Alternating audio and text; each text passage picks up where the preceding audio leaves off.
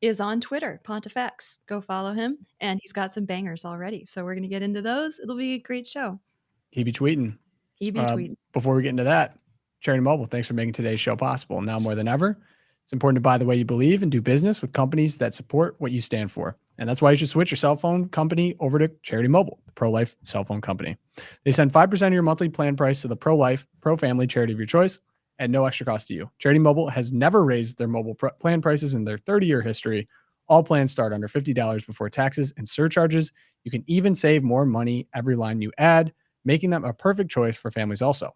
New customers can use promo code LOOPcast to get a free phone with every new line, plus free activation and free shipping, or you can bring your own compatible device. You'll enjoy the same nationwide coverage as the big guys, and their live customer service is based right here in the US of A. To get started, visit CharityMobile.com and use promo code LOOPcast. That is CharityMobile.com, promo code LOOPcast. I'll try to get that into the chat here pretty soon. Thank you so much, Charity Mobile, for making the show possible. Josh, while I get that in the chat, how was your travels home from Rome? I mean, anytime you do international travel when it's uneventful, that's a good thing. Different flights. I mean, getting up at 3:30 in the morning to make sure you can catch your flight, finally getting home like at 7 p.m. and hanging, giving hugs to the family, distributing, gifts for the children, and then promptly going to sleep for like Crashing. a day. Yeah. So I'd imagine the Trump administration is probably dealing with some jet lag now. I have a map up here for context I think would be helpful. Maybe I can zoom in here a little bit.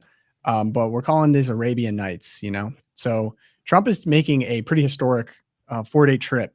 He's hitting Saudi Arabia. He actually already hit Saudi Arabia. He's in Qatar right now, and he's ending it at the United Arab Emirates. This is in between May 13th and May 16th. This is the first major overseas trip of his second term. And while typically Middle Eastern trips are focused on diplomacy, this is almost explicitly on deal making. This is how it's been positioned to the public. We're here to make deals. We're here to make economic ties here. So if you look at it, this is kind of a hotbed here. We have popping from, I think he hit Riyadh first. He sent it over to Qatar, and then ending at the United Arab Emirates over here. Especially considering we bombed Yemen very recently. There's obviously the Palestine-Israel conflict going on over here. He talked a little bit about Syria. Iran has been very menacing lately. So very aggressive region that we're dealing with here. But interesting things come from the speech. One thing I will note as well is he neglected to visit Israel, which is kind of a presidential tradition. Some people are speculating. I've seen rumors that there's some frustrations with the current government, Israel, over the handling of the Gaza Strip, particularly in blocking aid and strategy when it comes to ceasefire. So all of that going on at the same time, Trump is over there now. So I was trying to think, why is this? Of course, they're saying this is business. And for anyone curious, everyone kind of knows, I think, that these regions of the world are very, very wealthy. It's almost hard to wrap your mind around how wealthy. The GDP of Saudi Arabia is $1.1 trillion as of 2024. Their public investment fund is $925 billion. And I think also an interesting element to the story is many people are like, I don't know, how are they involved? I guess, so if you've ever turned on Live Golf, the Saudis own that. If you've ever taken an Uber, the Saudis have invested in that. The idea with these public investment funds, and the United Arab Emirates and Qatar have similar ones, all of their fabulous wealth that they made from oil, they put into a public fund. Saudi Arabia has something called the 2030 project, I believe. And so they're attempting to take this massive sum of money and make investments all over the world to continue making money on it. I believe it's quadrupled since 2015, and then use these investments to diversify their economies, be future facing. Saudi Arabia has made a lot of these commitments. Many people question how sincere they are, or if it's kind of whitewashing over what people see as human rights abuses. But regardless, so much money here. And as in a steep break, I'd say, from the Biden administration, kind of casting out Saudi Arabia as somewhat of a pariah. Previous administrations really have. Trump is trying to bring them back into an economic relationship. There already has been, but even more so with the United States, whereas the Biden administration's approach was, you should diversify. You should go work with the Chinese. You could go be these other places. This is a much different approach. And I'd say how he was greeted, I joked about the mobile McDonald's. by Saudi Beautiful. Arabia was, I was like, if Josh ever becomes ambassador anywhere, there will be a mobile A McDonald's. mobile McDonald's. So Trump met with the Saudi Crown Prince. He's affectionately known as MBS, I think. He is Mohammed bin Salman. He's the Crown Prince over there. And so they inked a $600 billion Saudi investment commitment to the U.S. economy over 4 years, including a $142 billion arms deal, described as the largest defense cooperation agreement in history. And so I'd like to play a portion of the speech. I think it's philosophically just fascinating to me on the change of approach here with Saudi Arabia, but you tell for yourself. The transformations have been unbelievably remarkable. Before our eyes, a new generation of leaders is transcending the ancient conflicts of tired divisions of the past and forging a future where the Middle East is defined by commerce, not chaos, where it exports technology, not terrorism, and where people of different nations, religions, and creeds are building cities together, not bombing each other out of existence. We don't want that.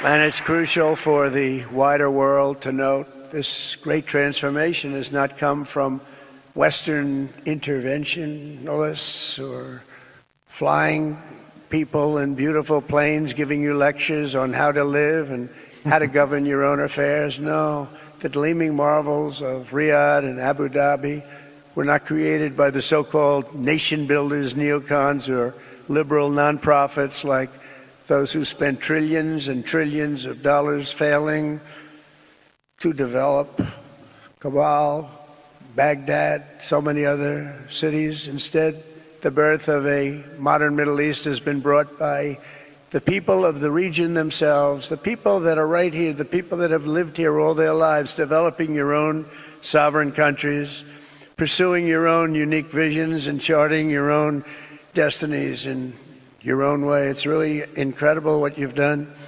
In the end, the so-called nation builders wrecked far more nations than they built, and the interventionists were intervening in complex societies that they did not even understand themselves. They told you how to do it, but they had no idea how to do it themselves. Peace, prosperity, and progress ultimately came not from a radical rejection of your heritage, but rather from embracing your national traditions and embracing that same heritage that you love so dearly. Wow. If you wanted to ask me why it is that I support nationalism over neocon, that speech right there, that's exactly it. Did bombing foreign countries help the Middle East? Did George W. Bush's second inaugural speech, where he sounded like Woodrow Wilson, and he's going to unleash the arsenal of democracy, is that good? Did that do any good? No, that was a failure, an absolute total failure. And he takes on the neocons of George W. Bush, Bush Cheney, but he also takes on the do-gooders from left-wing groups and NGOs like the Rockefeller Foundation and George Soros and all that, saying, how good have you done to rebuild areas? How good have you done with progress and development yourselves? No. And some people would say, well, wait a minute now, not everything is spit polished and perfectly clean. They've had some problems in the Middle East. Yeah, I guess. So what, you want to go to their country and say, hey, let me recount all of your sins?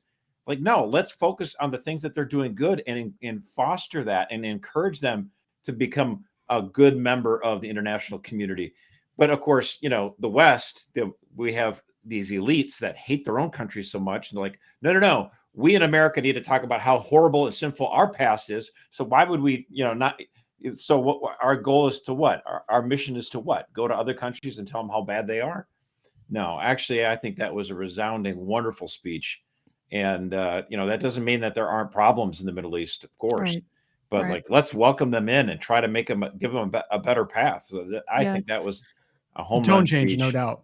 Definitely a tone change. That my favorite line in the whole speech, I'm going to butcher it, but it's God's job to sit in judgment. It's my job to put America first, essentially, is what he was saying. And for all the screaming and the going crazy from the left about how Trump is like power hungry and power crazy, that's a pretty he's actually like walking back the role of the president of the United States. It's not to be like the leader of the global police force and the leader of this, like, we're going to transform new springtimes of democracy, which, like Josh was pointing out, has failed utterly in the last 30 years. I mean, look at Afghanistan now. For all the time and the money and the effort we spent in there, it is now even worse than before 9/11. I mean, especially for women and children there now. But for him to say, Christians too. Right, God's going to judge that. He's not saying there aren't issues. There is going to be a judgment. But my job right now as the president of the United States is America first. And so these deals that he's cutting in Qatar, I mean, I think he genuinely means it when he says something like, I want Iran to flourish as Iran. I want Saudi Arabia to flourish as Saudi Arabia.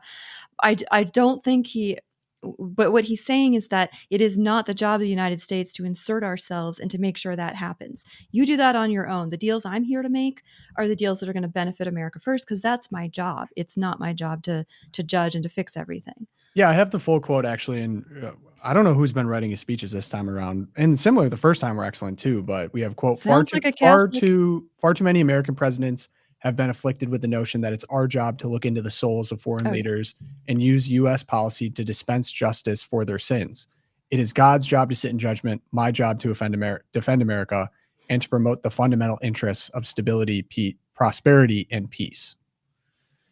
Yeah. Very interesting. And then also during this speech, he said that we are going to lift sanctions on Syria and is expressing a willingness to work with the new Syrian government, allowing them a chance at greatness, was the direct quote. And it's interesting how he spoke about Iran too. He notably, I feel like he threads this impossible needle according to the media. But at least what I saw when I was watching this is he said that there's no possible chance Iran can get a nuclear weapon. It's not going to happen. I'm not going to allow it. But he said, I don't like permanent enemies, and expressed hope that Iran could thrive economically if it abandoned its nuclear ambitions and terrorism support. Iran can have a much brighter future, he said, adding the choice is theirs to make, which is different from the Biden administration and for sure the Obama administrations both times on their approach to the Iran issue, basically allowing them nuclearization capabilities, sending them a lot of money. So simultaneously, he's harder on Iran, but at the same time speaks in terms of wanting them to potentially be prosperous and a part of this global community. Like, hey, why don't you become like Saudi Arabia and the UAE? Like, here's the direction. I'm not asking you to be like the West. I'm saying you can be, you have your own traditions and heritages. And by the way, isn't that wonderful? I mean, because the post-World War II consensus was you must suppress the normal nationalist impulse to love your own country. Look, jingoism is bad. Jingoism is where you think your country's good and every other country sucks and you don't care for anyone else. No one wants that. But nationalism is just, I support our own culture, our own identity. I don't want to be smashed down by left-wing elites that want every country and every city on the whole planet to look the same, blah, blah, blah. That's crap. That's boring. What he's saying is, hey, look, and here's the nationalist. Here's Donald Trump coming to the Middle East and saying, you got the way you were, you climbed up into prosperity by embracing your own traditions and understanding them to the fullest extent. Boy, that is a wonderful sight to see. It's not that you imitated the United States. It's not that you listened to a bunch of, do-gooders. It's not that we bombed all these cities. That's not how you changed. You changed by climbing yourself up. And what's interesting about that statement, Josh, that you just said, okay, because he did say that. He said, you did it your own way, the Arabian way. He made a joke about trying to rename the Persian Gulf into the Iranian Gulf. And he's like, I shut it down. Anyway, it actually isn't fully true in a way, but I almost appreciate him speaking like that. Not fully true because Saudi Aramco is a collaboration between America and Saudi Arabia. Well, and a lot of these young princes and rulers, they all went to Western schools where they learned capitalism. Right. I mean, 100%. So I wouldn't even say, but again, like bringing up that distinction, it almost reminds me of the Obama, like you didn't build that thing, which like in a sense, technically correct, but rightfully so, completely enraged most of the country because it's just not most of the country. No, actually, the Obama thing was critical. It was genius along the same lines of Donald Trump with the South African migrants. How so? Because Obama baited the right into saying, no, we need to be in support of business owners and bosses. And, it was precisely when Barack Obama was losing support amongst white blue collar workers. So he's like, I'll bait the other side into defending CEOs and businessmen, which just all it had the effect is like these white blue collar voters in Indiana and Ohio and Iowa were not going to vote for Obama a second time because they're disillusioned. But if you can bait Mitt Romney, the CEO, hook, line, and sinker, into having his whole party apparatus say, we support CEOs and business owners, then those blue collar workers were like, forget this, I'm staying home. Everyone thinks Obama was stupid. That was genius. Sorry. Because I think about this in terms of larger strategy, and Erica, I actually want to hear from you specifically, right? I don't even really know how I feel about the Middle East tour. I think it's fascinating. I think philosophically, I agree, right? With actually respecting nation sovereignties and working together and wanting to improve your own lands. Like that makes sense to my core. But if you look at I'm going to offer the best faith critiques of this, right? And of course, Plaingate comes up here, that the Trump organization has a lot of interest in the Middle East. They have golf courses over there. They have resorts. They've been in business dealings with them. So I think people look at this similar to, say, the Biden family in China or their dealings all over the place, which funny, they never got, I feel like, as much attention because maybe they weren't as legitimized as a business, but their family profited big time off their relationships internationally. So that's one. And then number two, of course, the places we're dealing with here aren't blameless, right? I think back to Khashoggi, is that how you pronounce it? The 2018 assassination of the journalist. He basically got tortured and killed by the Saudis. And the reason we know about it is because the Turkish government got a recording of it, and it was horrific. And I think they're working on modernizing or advancing, but just recently women got the right to be able to drive, and they're trying to get more women working. So clearly, even if, say what you want about, they're Muslim countries, and they operate different than us, and definitely not blameless. I wouldn't even say America is blameless in a lot of ways. So these are two. And then of course the plane thing is like, okay, Qatar's just going to gift us a $400 billion plane. And he's like, why wouldn't I take it? I'd be stupid not to. Of course that you think like bribery and things like that. So I guess the question that I'm asking here is, how would you couch that with the accusations of, oh, this is similar corruption, or the business dealings aren't pure, or dealing people transactionally like this is bad actually for the country and national security, departing from the kind of human rights concern, diplomacy concern we had before? Yeah. So I want to hear from Erica. I'll go first. Yeah. I think we both have thoughts on this. I've been thinking a lot about it. Obviously, I think it's important to look at the Middle East as a whole and as a region, and then ask, what is Donald Trump doing? And is it, what are the effects going to be? So the bottom line is, the way that the progressives and the neocons dealt with the Middle East for the last 60 years, well, even like since World War II, right, hasn't worked, right? We've got endless wars.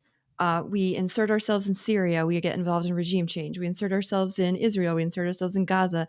We have dealings with, Iraq. I mean, Iraq. Libya. Forever. Libya. You go on and on. So the way that we've been approaching it, whereas on the surface, we're like, oh, these evil regimes, they're so bad to women. There's all these human rights abuse, which are true accusations in many ways. We have this on the surface, and then behind the scenes, our solution to that is to engineer all of this like white savior syndrome that, the progressives in the West have. And it hasn't worked. I am glad that Trump is trying something new. I mean, the Abraham Accords in his first term, that was the first time like there hadn't been any beginning of new conflict in the Israel area anyway. There were other conflicts brewing in all of that period of history since World War II. So whatever he was trying there, if this is Abraham Accords 2.0, and it is, he's talking about bringing Syria into the Abraham Accords, which would just be a middle finger to Iran, right? But he's also making this, he's saying these things like, look, this is the deal I'm offering. We have mutual interests, whatever our internal law is. And yes, there is Sharia law in Saudi Arabia, not a fan. Whatever that is, when we're talking, I'm coming here as America first, you're coming here as Saudi Arabia first. We have mutual interests in terms of stability in the region. That's going to be prosperity for everyone, both the United States and Saudis and the other countries, and peace. And he's making the case that whatever disagreements we have about how we run our countries, we can come together on these things. And I think Trump is very much a rising tide lifts all boats kind of guy, right? He's like, look, the art of the deal is for everyone. Anyone who wants to join in those fundamental interests, prosperity, peace, stability, you want to join me in that project, I will work with you.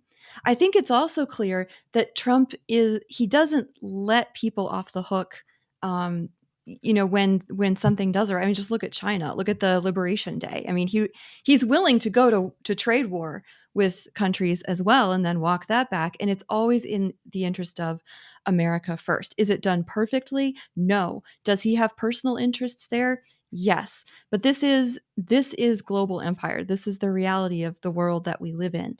And I would much rather have it being taken in the direction of Trump 1.0 Abraham Accords than in whatever direction that was with the Wizard of Oz Biden, whoever was the man behind the curtain there. Whoever was pulling strings the there. last regime. Yeah. Well, with the Biden family, I mean, Hunter Biden gets this, lucrative executive job, for Burisma in Ukraine and making a ton of money because apparently he's an energy expert. I mean, it was obviously just a, pure corruption case. Like, give my kid this job where you can funnel money to our family, and where war will be in his interest. Give me a break. War. Right. Now, if Donald Trump had decided not to enter politics, in 2015, he still would have been making deals in the Middle East, golf courses and this kind of stuff. Okay. Is he getting more stuff because obviously he's also the president of the United States?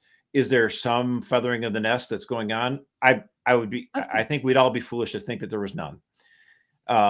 Again, the massive difference I would say is that, again, Trump had millions of dollars in business deals before he ever entered politics, and now he's continuing on with it.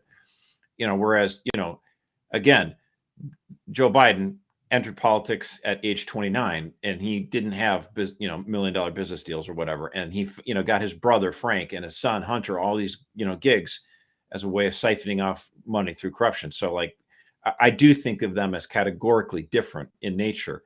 And again, it's rich for me to hear Democrats complain about corruption, given what the Biden family did, but given what every big city stuff, like, come on, Chicago politics, it's all feathering each other's nests. It's all greasing the skids and all this stuff. So it's just hilarious to me that they would have, oh my gosh, I can't believe we're selling our government. Oh, this is so terrible. Give me a break. Give me a break. I mean, they're so full of it. Give me a fainting couch. I can't believe it. This is unbelievable. Now, with regards to the plane, I'm still waiting for all the final details. But I mean, I know that we provided, security for Qatar for a long time. We have a massive military base there too. Yeah, I mean, I know that we have massive military bases in Saudi Arabia. Did we have one there in Qatar too? I didn't know it was big enough to even have one. Yeah. So yeah, I mean, again, it's half the country. Exactly. That's the thing. It is like half the country. And so okay, call me crazy in the plane thing, right? But it strikes me as almost similar to the Ukraine thing where, like, great, we want to tie our economic interests together. So for basically handing you a blank check over the entirety of the Biden administration, kick us back some minerals, right? Like, it doesn't make sense for us to be the global piggy bank that bails everyone out of war. And can I just insert something here? Oh, actually, that's a good point. I need to insert something. I need a little Loopcast After Dark element for the people in the chat, because I have been watching Tom go on a journey with the palace in the sky with the cutter plane for the last 24 hours. And every time he like huddles or slags, he's like, every time I talk, I think I'm back opinion. On the plane. No, don't like the plane. I'm back on the plane. So it's been a journey for Tom. Yep. I'm You're human. Getting the most current. I am human, and I continue to receive information like everyone else. But I would just like to say, like, the foreign policy and economic development of the United States for the last, 40, 50, 60 years has been, we need to help out these other countries who are very poor and make them more prosperous. And oh my gosh, the last thing we would ever want to do is like be economically benefit in any way from this. And I think that's a bunch of crap. It comes from this severe, self-guilt about colonialism, which the United States was not engaged in colonialism anywhere close to the European powers. But again, colonialism was intended to be a help. You go to these, countries in South America and Africa, did everything go splendid? Were there no abuses? I'm not saying that. I hate when people get stupid about this. But the point is, how do you try to inculcate, culture? How do you establish rule of law, property rights, so that these people too can prosper as well? And then eventually they won't need to be a colonial power anymore. But then you need to do all these good things, but never make any money. It should only be a labor of love. You should only bleed. Really? That's just stupid. I don't understand this argument.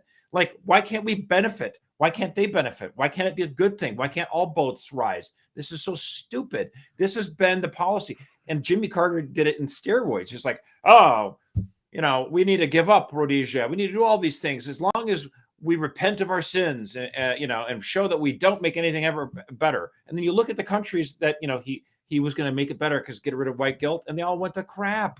Mm-hmm. No, I actually do think this is one of the first times it feels like the leadership of America, beat it all over heads, right? America first, but it has someone at the helm that actually thinks about America as a smaller part of the global power structure instead of the global power structure, and that we're on the hook for all the bills. We're responsible for everything that goes on. And it feels like, at least so far, Trump has radically contracted the United States and has just been candid, I think, about a decline that's been happening over time. That's right. See, hey, we are a small part of what's going on, and we need to leverage ourselves so that we can protect ourselves if something bad goes on here, which is very possible. We see what's going on. And we actually, crazy thought, respect the sovereignty of other countries, because simultaneously, while we were the world police or whatever, we were also covertly, as we found out through USAID, funding literal terrorist groups to cause problems all over the world. So we're, of course, speaking out of both sides of our mouths here, right? It's like, we are the bastion of democracy. We are going to spread it all over the world. It's going to spread like wildfire, and everyone's going to have a great democratic country. Demonstrably false. Like, the Middle East is 100 times worse than it probably was. There's so many people radicalized against us, rightfully so, because of all of our activity. Christians persecuted left and right. Christians dying, right? So I think it's this foreign policy. I think you're right, Tom. I just want to expand on that, because the point is, the neocons are furious about this, because they wanted this muscular, ambitious, United States to be, going through the whole Middle East and try to reset every deck. And they're like, Trump is trying to shrink from the world. Like, no, what we're trying to do is get rid of this bloated, inflated Uncle Sam that is pushing everyone around. Like, that does no good to the people of the Middle East. It does no good to the United States as well. And by the way, we're $57 trillion in debt or whatever. We should probably stop doing this kind of stuff. Yeah. 100%. Right. And I think too, like you're mentioning him contracting the United States role in the world. I think that's true in the sense that you defined it, but it's also that he's not an isolationist. He's not trying to walk it back, because he recognizes pragmatically that, for better or for worse, the United States is the world superpower. It might not be for much longer. It is definitely not on track to be able to maintain it the way that we had been abusing that power in all the ways with USAID that you just listed. But what he's trying to do is recognize where we are right now in the world and change the script from, we are going to force ourselves and force our ideas, as in the neocon vein of things, on all these different countries, and we're going to force regime change. And instead, we're going to use our role as the world superpower to broker these deals and to get much more pragmatic. So I think that there's a both and going on there. It's not just, okay, United States needs to walk it back and become not so much 60% of the world. We need to now be 20% and give everyone else an equal slice of the pie. It's not that, because I think he and JD Vance too, they understand that is not possible, that if we were to create a vacuum, it would be filled by much worse regimes, namely China, Iran. I hate to say, I even heard your language again, but it's like, give back slices of the pie. Like, who are we to dictate who gets what or what the world is at this point? Like, I just think this is so common sense to me. I can't believe we ballooned to what we were. I think even for example, Pope Leo, he wrote about the Eastern Christians, right? This was one of his, I think it was his fourth tweet or something. And he gave a speech and he said, I thank God for these Christians, Eastern and Latin alike, who are above all in the Middle East, persevere and remain in their homelands, resisting the temptation to abandon them. Christians must be given the opportunity, not just in words, to remain in their native lands with all the rights needed for a secure existence. Please let us strive for this. Yes, it'd be actually nice if Trump would eventually echo that to those Arabic leaders, because 100%. There's a very few Arabic countries where the Christian minorities are allowed to flourish. They're usually sidelined or persecuted at worst, or worse than persecuted.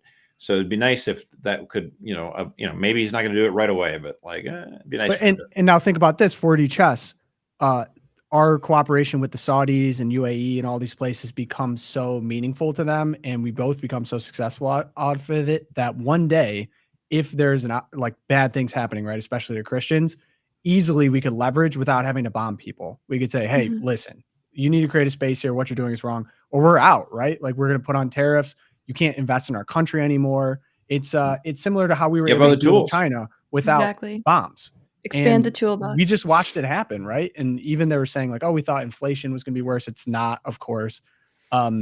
This is actually how you do real deal-making diplomacy without funneling more and more money to some of the most evil people in the world that just want to continue these entanglements because it benefits Boeing, who can't even build the plane that we're talking about right now. Back to the plane talk. That's so embarrassing. It's unbelievably embarrassing that we do not have a plane right now. Let's talk about the other reason we need the Cutter plane. It's because we can't Boeing can't build it. Our own companies can't build it. It's like, what are we doing here? Planes are falling apart in America. Can't even build Air Force One.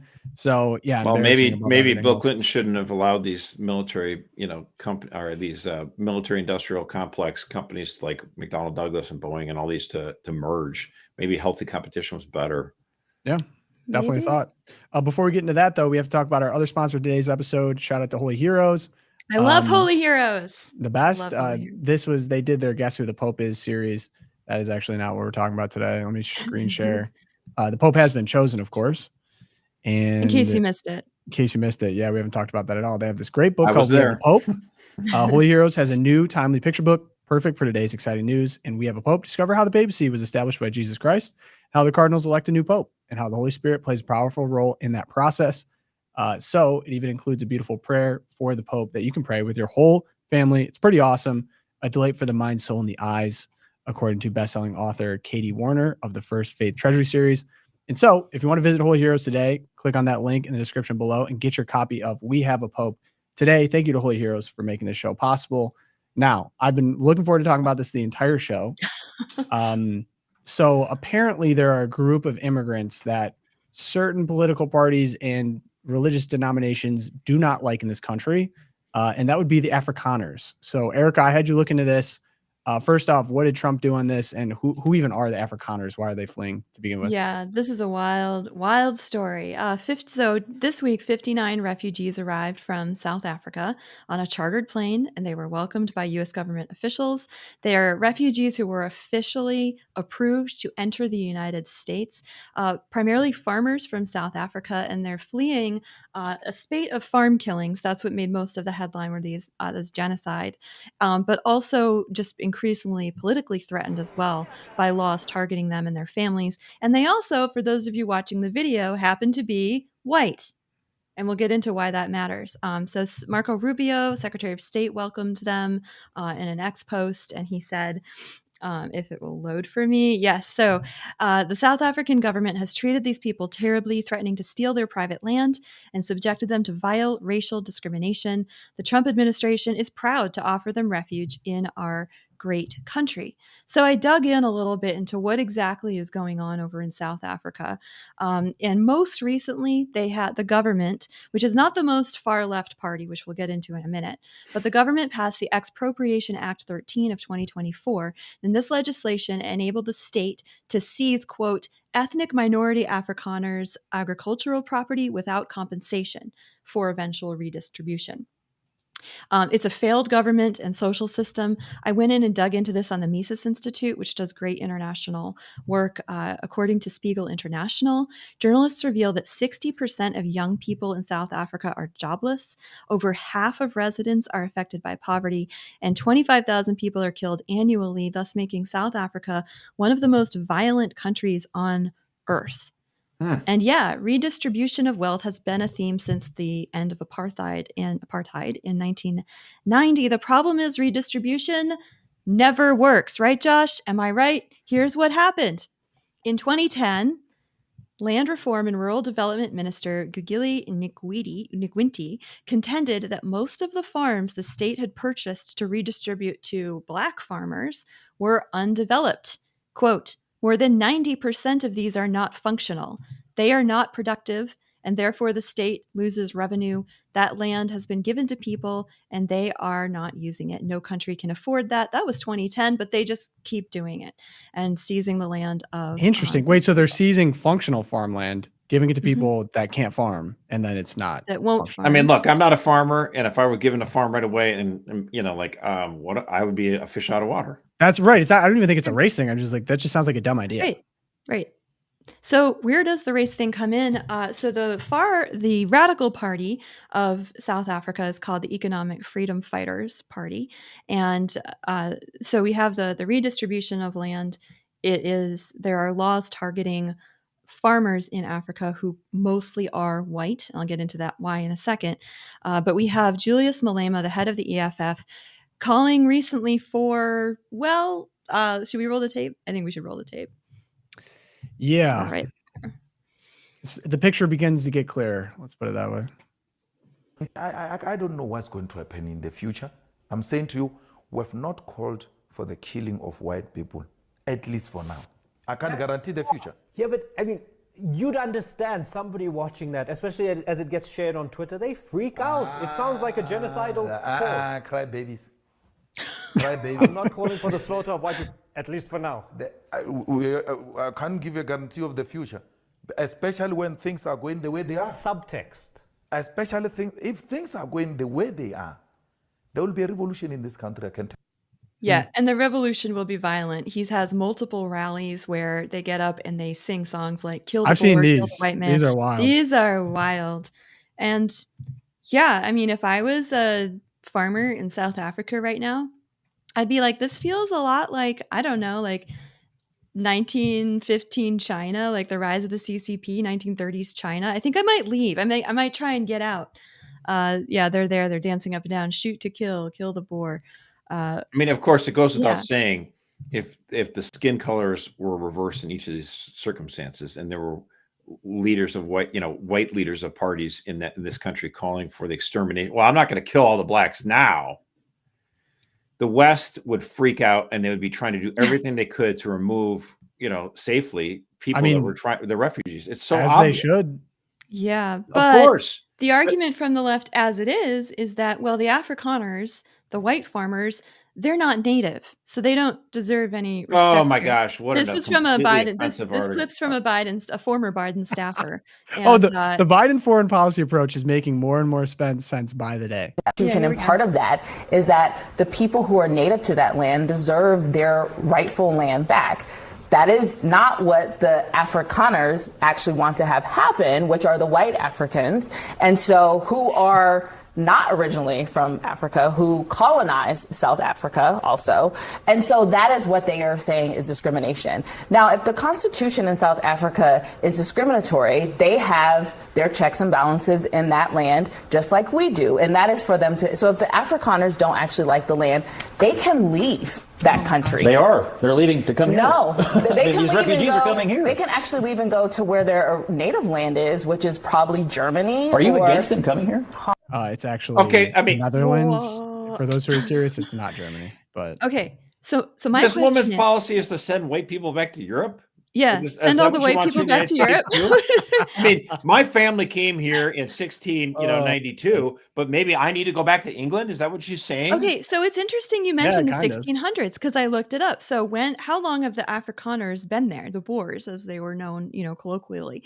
So they've been in South Africa since 1652. That's coming up on 400 years for those of you who are not teaching second grade math every day. That's when the Dutch East India Company established a station at the Cape of Good Hope. Originally, they were all Dutch, and then eventually they're joined by some North German, Northern French immigrants as well.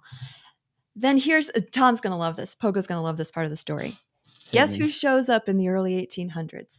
that would be the British Empire. The British Empire shows up in, they're the worst, in the early 1800s to establish their own colonies in South Africa, and they expand their reach. They're actually pushing the Boers back into the interior. The Boers go back into the interior because they don't want to be they don't want the discriminatory laws that the British Empire puts in place in their colonies against blacks, other whites, everybody. So the Boers go back into the interior and they establish farms. The most fertile farmland is back into the center of the country. The maps are really interesting on this, those of you who want to nerd out with me a little bit. But they go back into the interior of the country. Most of the land that they take over and start to farm is not actually owned by native tribes. It's not inhabited for the most part, but that's neither here nor there, according to the Biden staffers. So eventually, gold is found, right? We find gold in the interior of the country. And of course, this brings war because now the Brits are like, oh, hey, we're coming up there too. We get the Boer Wars, which were terribly violent, mostly white on white violence, if you're counting. The Boer Wars were over a region called the Transvaal, incentivized the British Empire to try and expand their holdings there. Fun fact, Mahatma Gandhi, he spent 21 years in South Africa beginning his political career, and he was actually a stretcher bearer in the Boer Wars, which end around 1902 with the defeat of the Boer. So, of course, then we come to the ugly part. So these are the Afrikaners. Now they're under British rule. They're up in the interior.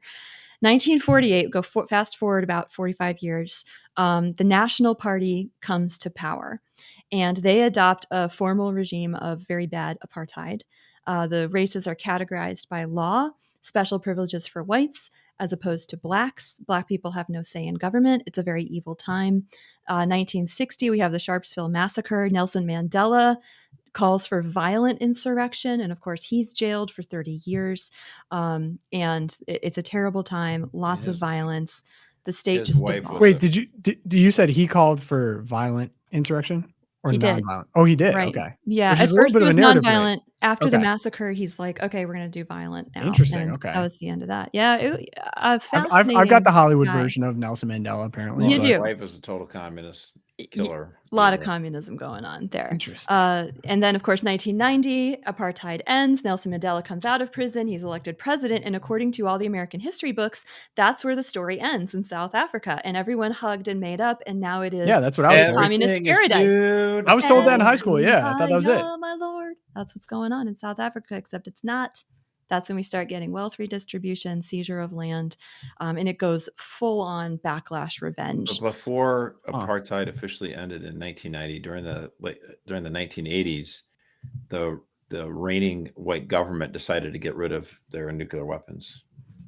Interesting. Probably wise, don't you think? Yeah, probably. Yeah. Wise. Okay, Josh. Now let's take off the naive caps again, as we've done earlier in this episode. Trump brought in, let's just say, 50 very good-looking, well-kempt, American flag waving women and children. I believe there's more to come. I don't think this is a significant amount of people. Maybe it is. It seems like he is getting certain people to tell on themselves. Would you say that's an accurate assessment of? I mean, I grew up in an executive order. Okay, I grew up in the 1980s, and I can tell you everything in the culture was about, like, we had lionized the civil rights, leaders of the 1960s because segregation in our own country was horrible, and slavery was even worse, obviously. And so I'm not the first one to say this. There's a lot of Selma envy. People wish that they could have been on that bridge, crossing the bridge with, all the civil rights leaders. Mm-hmm. And so the apartheid was it was like a godsend to the left. I can virtue signal by condemning this regime. It's so easy. I can this is awful. This is just because it was the worst of colonialism that was still in existence in our day. And so they're able to just say, this is terrible. This is horrible. It was a cause celebrity. And even in Lethal Weapon, I mean, the Lethal Weapon news, they bring in the South African guys. I forgot about that. As the evil guys, Right. I mean, look, I get it. It was just this wonderful way to show how virtuous you are. And that's why, as Christianity, mainline Christian churches in the United States, we're suffering a crisis of faith in the United States because America was becoming more prosperous, less interested in the hard teachings of Christianity, a cause de célèbre like this was perfect because they could show how virtuous they were. They could treat, they could become extremely wealthy in the United States and feel, wow, I can get rid of my sins. I can atone for being a wealthy country by standing strong against apartheid. How strong it is for you to be an Episcopalian in Minnesota by showing how you're in favor of racial injustice in South Africa. But hey, great. You atone for your sins. That's why this was all done. Yeah. Cracks me up. No. I mean, why did they bring over the 50 good-looking, family, women and children? Why did Trump sign an executive order specifically to protect the Afrikaners? They could have gone to Germany. They could have gone somewhere closer. He specifically wanted them to come here. Why? Well, I think ultimately, in and of itself, the facts bear out that they have been persecuted. There have been a lot of white farmers that have been murdered, and let them into this country. Here's the thing. I do think in and of itself, it's a just call by him to make, but it also has this opportunity to show whether or not, the left has said we should welcome in people who are persecuted from every corner of the globe. And so Donald Trump says, including white farmers from South Africa, right? And this is where the left goes, no, not them, not them, anyone but them. And it's like, oh, really? Why is that? So agree. And Erica, so we all saw this, and it was just a shocking headline. It went super viral that the Episcopal Church is now completely disassociating from refugee resettlement programs in America because they're against this. I saw the headline. I'm like, Episcopal Church ends ties with, U.S. refugee resettlement program. And at first I was like, they're just kind of following along with the U.S. Catholic bishops who, disentangled themselves from the USAID, and then so they're going to go off on their own. I'm like, okay, that's great. And then I actually opened up the story and started reading. And no, the Episcopal Church is disentangling itself from the refugee program specifically because of the color of these white refugees fleeing South Africa. And I have the video here of the Bishop Sean Rowe from the Episcopal Church who's talking about Africa. Crazy. We can't be ourselves in the Episcopal Church and take the step of resettling white Afrikaners from South Africa. Our church has a long commitment to racial justice and reconciliation. And we have historic ties with the Anglican Church of South Africa. Desmond Tutu is a part of, been a partner was a partner in this work for us. So we're just not able to take this step. It's not in line with anything that we're about. And so the unforgivable sin is racism. We can I never love be that. forgiven from it. Right. Helping these refugees is a bridge too far. It's not in line with anything Jesus said, right? It's not in line with anything. Oh, wait, that's not what he said. Anything we stand for, right? Anything the Episcopal Church stands for. Is there deeper subtext to this? Why is he saying that specifically? There's two things I think there's subcontext underneath it. Two things. Number one, in the West, the concept of this sacred minority group is their new God. It's the center of their, postmodern, post-Christian Western religion. That every individual in one of these sacred groups is to be viewed as the equivalent of a messianic martyr. Okay, so so they feel like they're angels by coming to the rescue. Bring in 50 people from Somalia. Oh, I feel so good about myself. Right. Bring in 50 white farmers. They're afraid of being murdered. No, not that. Mm-hmm. But I will say this too. Again, we don't ask yourself this: 50, 100 refugees from Somalia that have been, I know this. I live. You live in mini Somalia, basically. How much effort is going to take to try to get the people in Somalia that have come to the United States to assimilate, to understand our culture and our way, as opposed to 50 Afrikaners. I think the 50 Afrikaners are going to need a little help for a few weeks, few months, but then after that, they're farmers. I think they're going to be self-sufficient. And it isn't even a racial thing. Marco Rubio, he's Cuban of descent. I welcome in Cubans. I welcome in Koreans. I want more people in our country. But it digs to this bigger question of what it is that we do as a country. It goes back to the 1965 Immigration Act.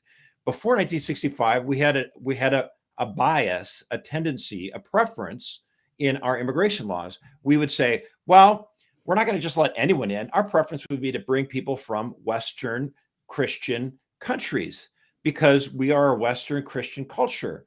You know, they don't have to speak English. We can bring them in from Germany. We can bring them in from Hungary or Poland or whatever. And we did. But they're going to have a basic understanding of property rights, rule of law, and, you know, what Western culture is. Our art, even if we don't have the same language, we come from the same kind of, you know, concept of beauty, architecture, music, culture. So why wouldn't that make sense? Now, the best argument I could give to the left was, well, shouldn't we expand beyond that? Shouldn't we allow other people from other cultures to come here? I mean, I suppose so, and that you can make that argument, but I guess, you know, is either side sinful? Not necessarily. Like, I would rather have people, you know, poor people from Bulgaria to come into our country that still have a concept of Western civilization, as opposed to Haiti. This is the thing. Everyone freaked out in 2018 when Donald Trump called it an S-hole place, but it is a crappy culture. I mean, if you're given a choice, hey, I got 2 plane tickets. You want to take your spouse? I mean, I don't mean to. Sorry, I need to clarify that laugh. I need to clarify that laugh. It's not because I am making light of the plight of Haitians. Like, their country's terrible, and they're ran by a game named Barbecue. It's terrible. Yeah, I'm not saying laughing because it's bad. I'm laughing because all the Late Show talk hosts made T-shirts saying Seth Meyers, Haiti is already great, and then they went there, and I'm pretty sure their producers got robbed while they were there. Yeah, so it's like it's just kind of the same thing of like, I guess maybe what I was trying to get to a little bit more is like, they're playing 4D chess, or they're making similar. Obama made that move, Trump made that move here, and similar to that Haiti move there. He forced people to go. They hate him so much. They will go so far beyond in the opposite to say things that just don't make sense. And that didn't make sense to the average American, right? Like, do you really think we should bring in unvetted, as many as possible, Haitians and drop them in Ohio? Like, it's a good idea, right? No. Ohio, small town Ohio, that lost its manufacturing base, has a lot of white people there that are addicted to drugs, and like their main streets are falling apart to begin with.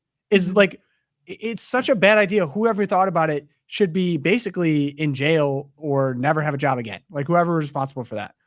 It's the responsibility of a nation to preserve the common good and order and justice for their citizens. Every nation, that includes Haiti, certainly the United States. And again, we kind of pretended like that wasn't the role of the United States, because we're this global police, the global piggy bank, the global economic yard, basically. And we can allow anyone in and anyone can go out. People can take advantage of us. They can use our stuff. They can go. And it's just a seed change. We think about people now and like, does this benefit the American people? Yes or no? It's a very simple calculation. Make America great again. Very simple calculation. But the rich liberals who dominate our culture have so much guilt and so much anti-patriotism, so much loathing of their own country, that they can't see this. You know, they're against what we're talking about here. I mean, it just boggles my mind, you know? Yeah. I want to sneak in a good news here before we get to the Twilight Zone. Eric, I saw you had a good one, but we can save that one. But I actually, did you do Poplio already? Because Poplio tweeting is fun. Poplio tweeting his first tweet. Actually, no, I had one kind of on a potential papal visit schedule, Josh, if you want to get fired up here real quick. Think about it. All right. I saw a good one. I want thoughts. If he comes, start in Chicago. Yes. Then to New Haven, Connecticut. Yes. Canonize Blessed Michael J. McGivney. Bam. Then to La Crosse, Wisconsin, to canonize Blessed James Miller. And visit Burke's Shrine, Our Lady of Guadalupe Shrine, La Crosse. Yep. Get some spotted cow. Then to Peoria to beatify Archbishop Fulton Sheen. Then to Springfield, Illinois to beatify Father Augustus Tolton. Well, those two he would do in a Chicago trip, but yeah. Then to Wichita to beatify Father Emil Capon. Then to Denver to beatify Julia Greeley. To top it off, trip to Oklahoma to canonize Blessed Stanley Rother, all to celebrate the 250th birthday of the United States of America. Okay, so I got to add one in there. Hit me. I mean, if you're going to go to New Haven for McGivney, which would be great, totally duly noted, should happen. Cross Long Island Sound and canonize the Maryknoll priest who served as the Grand Padre in Vietnam. And that would just, to me, be a perfect thing. Father Vincent Capodanno. I mean, he'd have to actually become blessed before saint, but you could just do it. He's the Pope. He died serving his people. So also, if he had New Haven pizza, could be explosive. Yeah. Okay, now here's people talk about the Italian pizza thing. Pizza. Okay. No. Deep dish pizza is not truly authentic Chicago pizza. People don't even understand that. Like, it's not. Real This Chicago show's gonna go pizza so long, is Pogo. tavern Good pizza. job. Google it, people. I know. Tavern pizza is gas. Well, Yes. he says it's his favorite one. There was a picture taken of him there a couple years ago before he came to the Pope. I forget the name of it. Chicago people stand up. And I made And it's all better. It's all better than New Haven pizza. No, it's not. New Haven pizza and Josh, whatever your experience was, it was not an authentic experience. You were probably grumpy, Josh, when you had it. You spilled your water Someone bottle from New on England it. goes, "This is the Something wrong. best." I go, It's so This is good. the worst. No.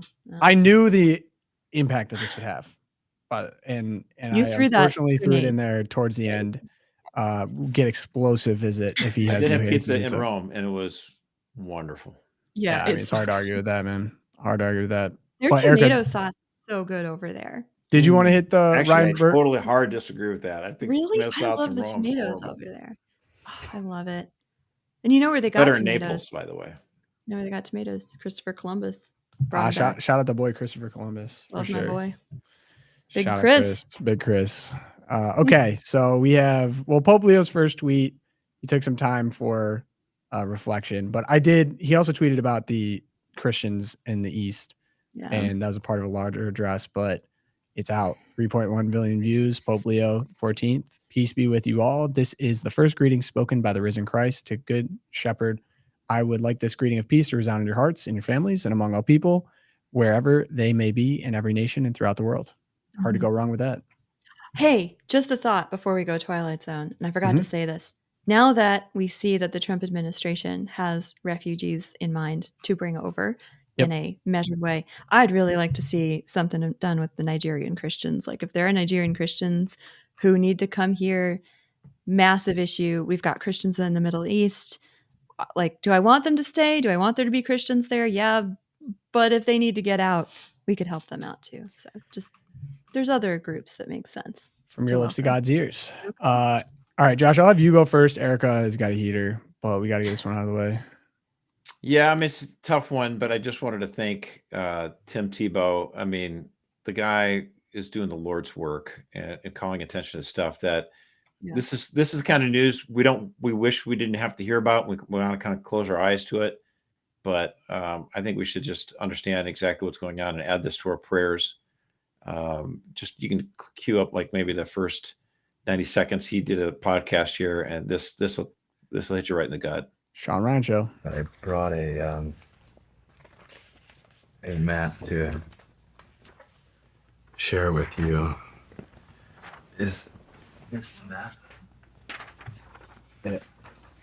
Every red dot on that. So first of all, that is a DOJ law enforcement map. It's called the red dot map, and this is over the last 30 days, and every red dot on that map is at least one unique IP address of individuals downloading, sharing, distributing child abuse and rape images under the age of 12. And there's over 111,000 of them just in the US of the last 30 days.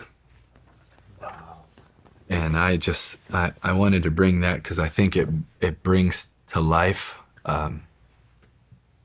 so much of the evil that we're trying to face. And people will say, well, that's just over there and it's in those countries and it's all of those places. And it's not. Sean, it's right here in our backyard. It is right here. And out of everyone, and some people will say, okay, well they're just downloading and sharing it and distributing it, but they're not. 55 to 85% are also hands-on offenders, and your average offender has 13 victims in their lifetime. 13 victims.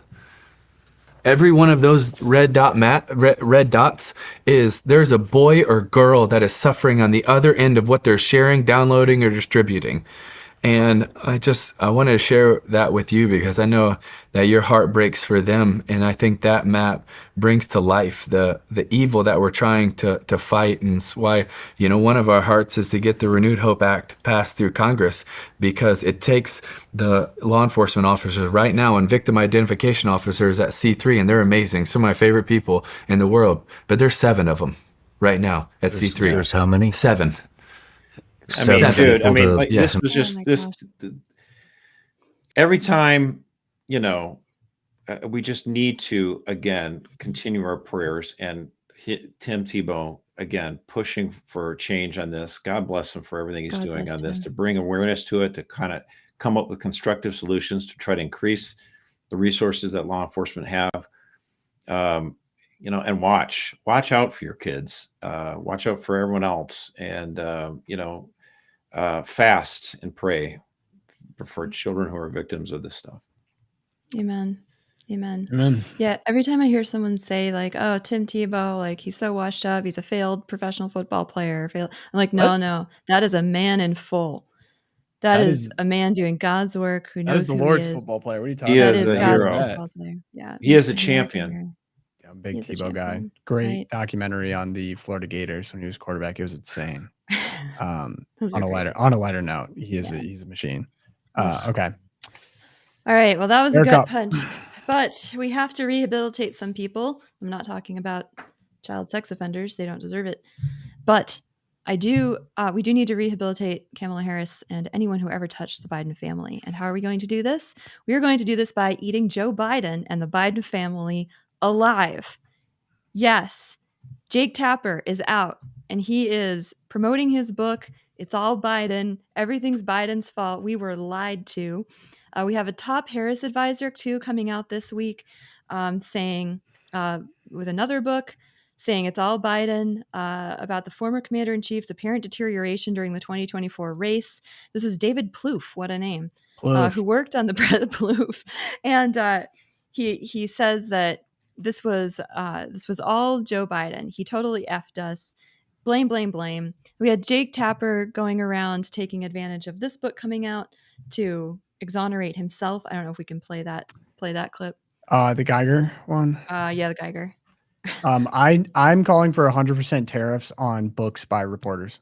Yeah, 1,000% tariffs. 1,000%. I'm just curious as to whether or not this kind of trying to hide what was happening with the president at the time had an impact on the press corps. Like, why didn't we hear some of these details from what they actually saw and were dealing with trying to get information? Well, Alex Thompson and I were on the case, as were lots of other reporters, trying to figure out what was going on behind the scenes. But the bottom line is the White House was lying, not only to the press, not only to the public, but they were lying to members of their own cabinet. They were lying to White House staffers. They were lying to Democratic members of Congress, to donors about how bad things had gotten.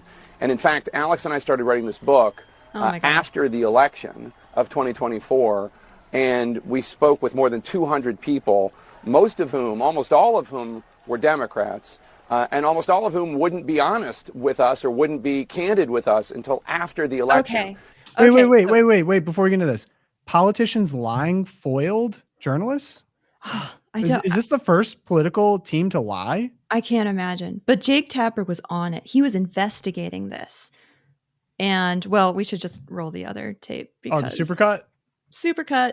Supercut. I love a good supercut. They know that the internet exists, right? This is crazy to me. Like, you know that this is all out there. How do you think it makes little kids with stutters feel when they see you make a comment like that? It's very clearly a cognitive decline. Okay. That's what I'm referring to. It makes me uncomfortable. You have no I can't. That's so amazing. It's so amazing to me that try and figure out an answer. A cognitive decline. President Biden embraces his stutter, talking about it, while Trump mocks it, exaggerates it, belittles it. He's sharp physically. I mean, mentally. Yeah. I think the question is physically, right? Right. More so? Right. And the guy who's his chief opponent is only 3 or 4 years younger than him. Exactly. I mean, you have questioned President Biden's age, mental fitness, ability to lead.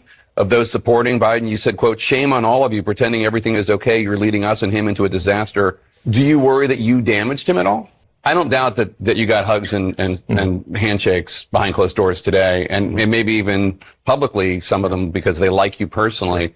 But I've heard a lot of really nasty stuff about you from your Democratic colleagues. Sure. I mean, just like, what is he thinking? Exercise in narcissism. I mean, false claims to the Wall Street Journal about President Biden's mental fitness and acuity. He's 81, and his memory, it doesn't seem great. It's not horrible, but I don't understand the outrage. Quote, behind closed doors, Biden shows signs of slipping, unquote. The Wall Street Journal is owned by News Corp, which is run by the Murdochs.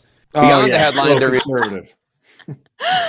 Yeah. This guy's so Hashtag full of justice crap. for Dean. Dean was right the entire time, and he's got no future now because of it. He was right. Justice for Dean. Yeah, nothing less than like Simple. sackcloth and ashes, an abject groveling public apology from Jake Tapper. Do you remember how the medieval kings, when they would like insult a priest or a bishop, had to walk barefoot through the snow to a church and then like lay down in front of the altar for 3 days?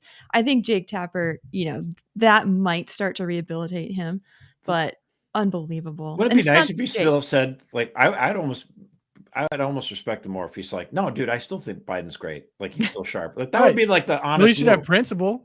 Yeah. Yeah. I mean, you're a prostitute, We have an Jake. dude. I mean, we this have is an bullshit. epidemic of people hiding important information from the public to therefore release in a book later. That at which point information is no longer useful to the public.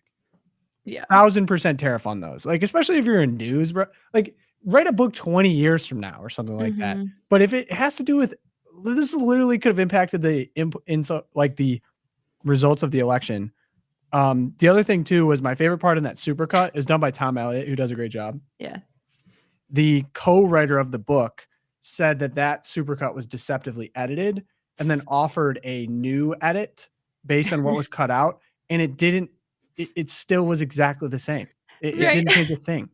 I was like, nice comeback, buddy. Like you just showed exactly what we showed before, that you were covering for this. We were foiled by being lied to by aides. Are you kidding me? Would that hold up for any other presidential coverage ever? Any other, especially Trump? Could you imagine if someone said that on Trump? Oh, he lied, therefore we couldn't get to the truth. Yeah, It's they do almost say like that all the they're time. lying. I don't even know if you got to this too, Erica. Biden didn't Yeah. recognize George Clooney.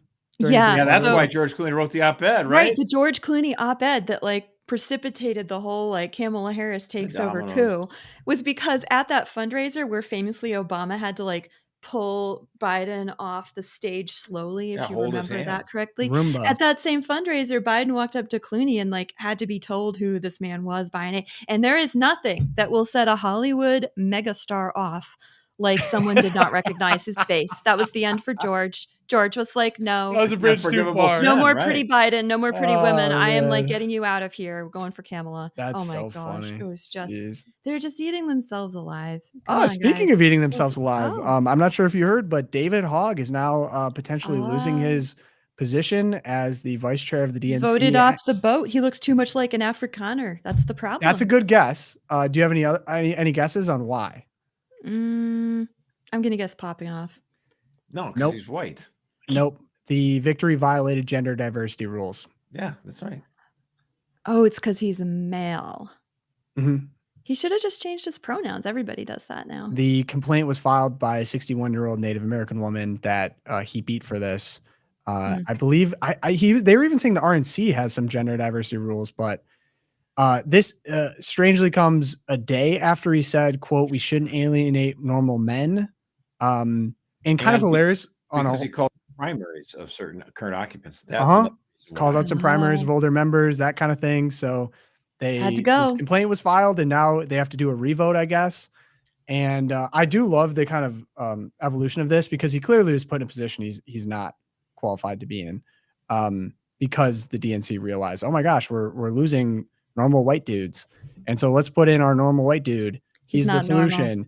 And then they realize, oh wait, he's coming after our older members, and therefore like, oh, doesn't apply to diversity rules, fired. It worked as well as Tim Walz to try to win over white. Very similar, yeah. So the DNC's got some real soul searching to do before they can take their place in the palace in the sky, potentially provided by Qatar. So that's what we got. That's what we got today. Good show. If you want to support us, check out our sponsors, Charity Mobile and Holy Heroes. But you can join the Champions Club. Best way to support us, catholicvote.org/champions. Email us, loopcast@catholicvote.org. Appreciate the reviews. Check out YouTube. We got another deep dive coming this week by our very own Erica Ahern, rising global media star. It's going to be on AI. It's going to be very interesting. Pumped on that one. So lots of good content coming from the YouTube channel. So if you want to head over there, subscribe, join us live Monday, Wednesday, Friday, 11 a.m.